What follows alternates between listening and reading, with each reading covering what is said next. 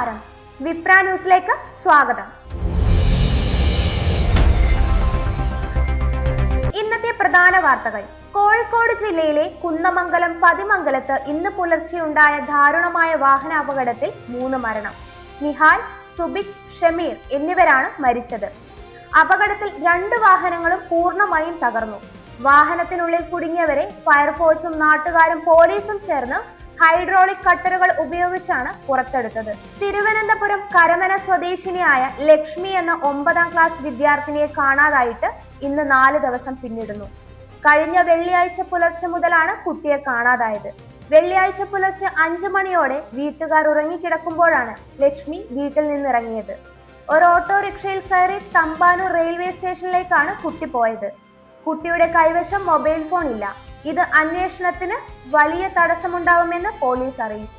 Palakkad MLA Rahul മാങ്കൂട്ടത്തിനെ 3ാമതൊരു ബലാത്സംഗ കേസിൽ SIT സംഘം അറസ്റ്റ് ചെയ്തു. പത്തനംതിട്ട സ്വദേശിനിയായ യുവതി നൽകിയ പരാതിയുടെ അടിസ്ഥാനത്തിലാണ് ഈ നടപടി.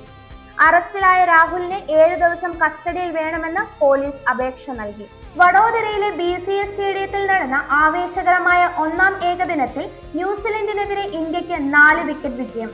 വിരാട് കോഹ്ലിയുടെ ഉജ്ജ്വലമായ ബാറ്റിംഗും KL രാഹുലിന്റെ പക്വതയാർന്ന ഫിനിഷിംഗുമാണ് ഇന്ത്യക്ക് ജയമൊരുക്കിയത്.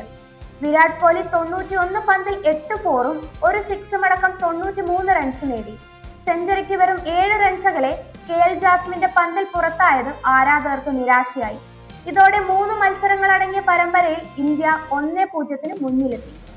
ശ്രീഹരിക്കോട്ടയിലെ സതീഷ് ധവാൻ സ്പേസ് സെന്ററിൽ നിന്ന് ISROയുടെ വിശ്വസ്ത വാഹനമായ PSLV ഇന്ന് കുതിച്ചുയരും. 2026 ഇന്ത്യയുടെ ആദ്യ ബഹിരാകാശ വിക്ഷേപണമാണിത്. DRDO വികസിപ്പിച്ച അത്യാധുനിക ഭൗമ നിരീക്ഷണ ഉപഗ്രഹമായ അന്വേഷ ആണ് ഈ ദൗത്യത്തിന്റെ പ്രധാന താരം. രാജ്യത്തിന്റെ പ്രതിരോധ ആവശ്യങ്ങൾക്കും ഹൈപ്പർ സ്പെക്ട്രൽ ഇമേജിങ്ങിനും ഈ ഉപഗ്രഹം കരുത്തേകും. ഇതുപോലുള്ള ന്യൂസ് അപ്ഡേറ്റുകൾക്കായി വിപ്ര ന്യൂസ് സബ്സ്ക്രൈബ് ചെയ്യുക.